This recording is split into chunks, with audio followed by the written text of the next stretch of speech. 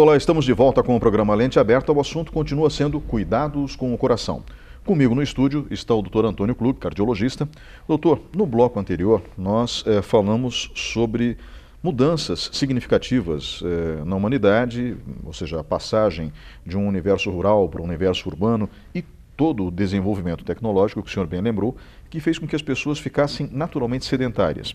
Além, obviamente, da industrialização de alimentos, que infelizmente mudou o hábito das pessoas no que se refere à forma de se nutrir, né? Porque nutrição é uma palavra que deveria ser levada mais ao pé da letra, né? Existe uma diferença entre comer e estar bem nutrido, né? Existem pessoas que são gordas e estão mal nutridas, né? Agora eu gostaria que o senhor nos ajudasse a tentar trilhar um caminho que melhorasse, digamos assim, a nossa saúde cardiológica. O senhor já mencionou no bloco anterior, por exemplo, que os problemas cardíacos literalmente são a segunda causa de morte no mundo, ou seja, então realmente é de assustar, né? O problema cardiológico é silencioso, às vezes a gente não percebe isso e quando percebe é tarde demais. Eu mesmo tive parentes da minha família que morreram com 50 e poucos anos por conta de problemas cardiológicos. O senhor poderia nos ajudar, então, a tentar definir que parâmetros nós devemos seguir para ter uma saúde cardíaca melhor? Com certeza, né? Veja, nós precisamos exercitar. O coração é um músculo, né? Então ele necessita de exercício. Então nós não podemos nos dar ao luxo, para a nossa boa saúde, de ficarmos sedentários. Nós precisamos fazer exercícios regularmente. Precisamos trabalhar a nossa atividade diariamente ou, no máximo, a cada 3, 4 vezes por semana, 1 hora por dia, nós temos que fazer exercício. Isso não é só para a estética, isso é para a saúde. Então é fundamental que as pessoas façam exercício. A alimentação tem que ser uma alimentação saudável. Nós temos que ter uma alimentação equilibrada, com vegetais, com frutas, diminuir a quantidade de gordura saturada e insaturada. Nós temos que ter diminuição equilibrada dos açúcares, né? Claro, todo mundo gosta de uma sobremesa, mas tem que ser com medida, numa forma comedida, né? Os refrigerantes, né? Eu lembro muito da infância que o refrigerante era no final de semana, uma coisa esporádica, né? Hoje se consome refrigerantes a toda a refeição, o que é errado, né? Isso incorpora uma quantidade de açúcar absurda, que tem dificuldade do metabolismo da pessoa. O tabagismo é um veneno para o coração, para as artérias, né? Então nós temos que cuidado, reduzir o tabagismo, né? Felizmente, dos fatores de risco, o tabagismo no Brasil se reduziu significativamente. Talvez seja um país que tenha feito essa lição de casa, né? Não fez a lição da alimentação, não fez a lição do exercício, mas o tabagismo fez. Se a gente comparar países do Oriente, se fuma muito lá, né? No Brasil realmente se reduziu bastante, né? A hipertensão arterial, né? Voltando ao aspecto alimentar, a quantidade de sódio que tem nos alimentos industrializados é absurdo. Se você se ater nos ingredientes dos industrializados, você vai ver que a quantidade de sódio é absurda, né? E o sódio está intimamente ligado com a hipertensão arterial. Então hoje 20% da população é hipertensa. Desses 20%, uma boa parte não sabe que é hipertensa. É uma doença que, quando é hipertensão inicial, ela é silenciosa. E isso causa um mal terrível para o organismo. Então é preciso que as pessoas procurem o seu médico regularmente, né? E para controlar esses fatores de risco, né?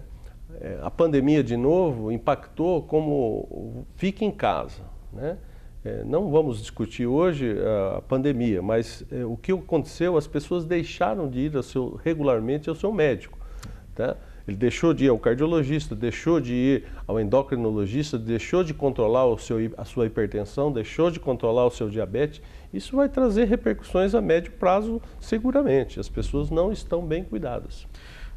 Essa questão de ficar em casa, eu acho que foi mal interpretada pela população. Fique em casa desde que você não tenha problemas, ou seja, no fundo, manter a saúde em dia, ou seja, as visitas regulares ao médico, as visitas regulares ao dentista, enfim, manter a sua saúde em dia, isso nunca tinha sido, acredito eu, questionado pela Organização Mundial de Saúde. Então, sinceramente, eu fiquei um pouco preocupado com isso também. Eu vejo isso acontecendo em diversos lugares do mundo e é preocupante.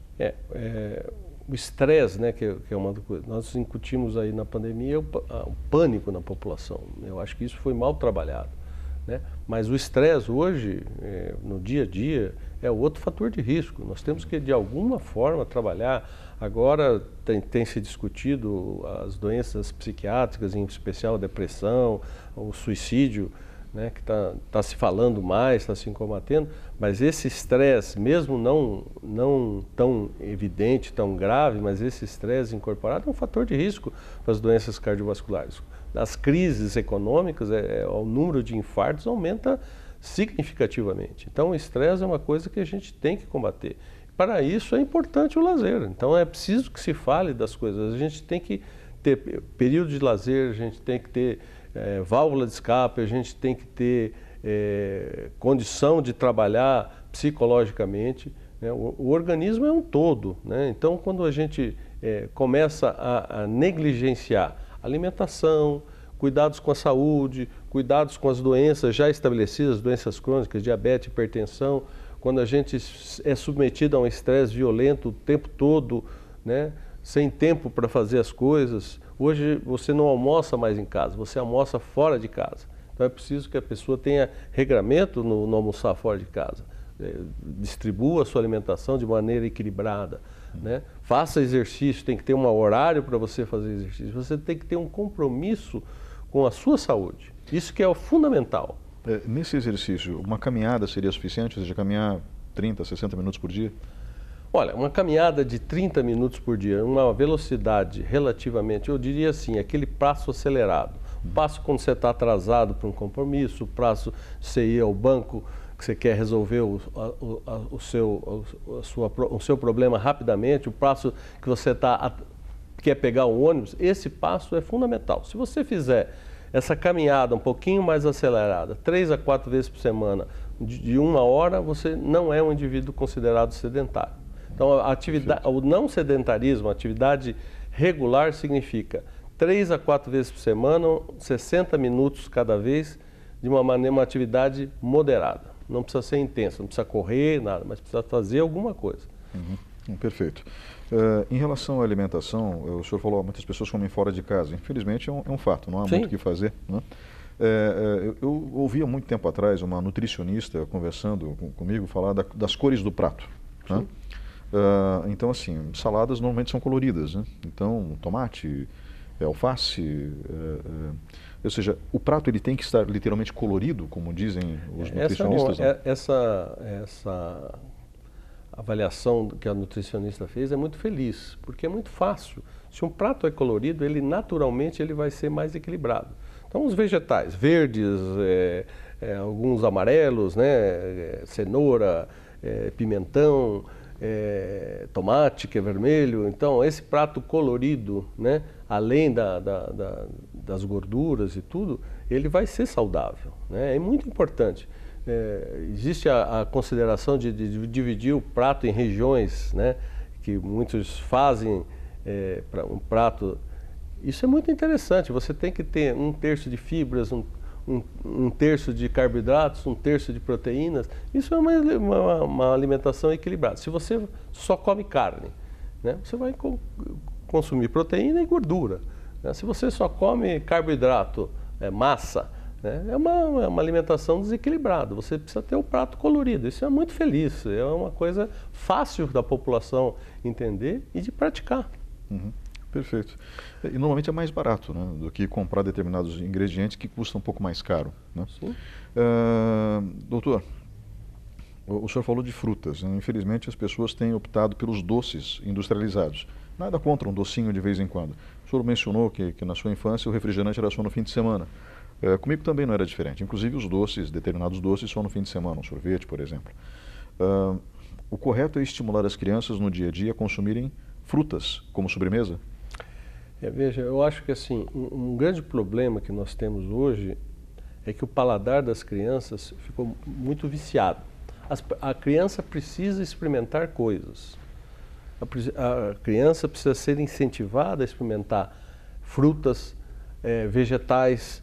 É muito comum a criança que na infância não experimenta verduras, não tem aquela papinha que hoje talvez a mãe não tenha mais tempo de fazer. Isso é fundamental para a educação alimentar das crianças. Então, a fruta é fundamental, as vitaminas estão nas frutas. Né? Na nossa infância, a gente tinha no quintal. Né? Eu lembro, na minha casa tinha manga, tinha laranja, tinha limão. Né? Então, a gente consumia isso. E isso era muito comum. Né? E se fazia doces dessas frutas. Então eram doces muito mais saudáveis, feitos em casa, com quantidade de conservantes zero, né? Hoje você come um doce, ele tem conservante, tem uma quantidade absurda de açúcar, né? Então é uma coisa que a gente tem que levar em consideração. Se você fizer uma comparação simples, por exemplo, no Brasil, a quantidade de adição de doce, de açúcar e de conservantes é absurdo. Você consome na Argentina, nosso vizinho, por eles não terem a cana-de-açúcar, a quantidade de açúcar nos doces argentinos são muito menores que nos brasileiros. Então isso é muito grave. No Brasil a gente consome muito sódio e muito açúcar. A nossa alimentação é muito viciada. Doutor, finalizando, porque se eu não perguntar isso tem gente que vai me bater depois, né, em relação aos cuidados com o coração. A história do vinho tinto seco é verdade? Ajuda a ter uma saúde cardíaca melhor? E o azeite de oliva?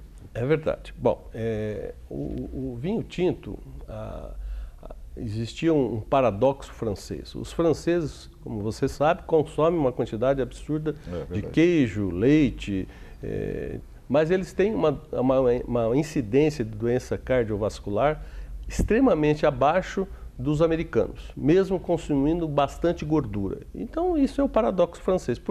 Foi se estudar por que o francês tem menos doença cardiovascular que o americano. E o diferencial era o consumo de vinho. Os franceses são a segunda população mundial que mais consomem litros de vinho per capita ano, né?